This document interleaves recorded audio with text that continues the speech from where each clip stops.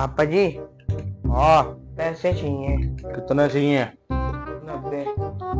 90 रुपए? 90,000। 90,000 रुपये भाई?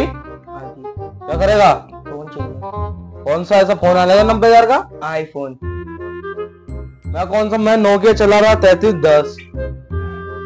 तो ये चाहिए आईफोन 16। हाँ जी। हाँ जी कह रहा, जुम्मेदार दिया? नहीं। काम कर लिया सारा स्कूल का? कितना करा? कुछ भी नहीं, शाम तक कर लूंगा। काम तो हो जाएगा, हम पहले काम कंप्लीट करके दो सारा।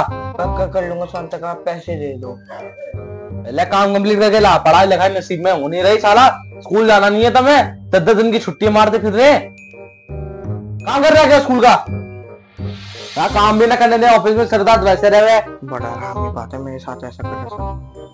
कुछ कह रहा?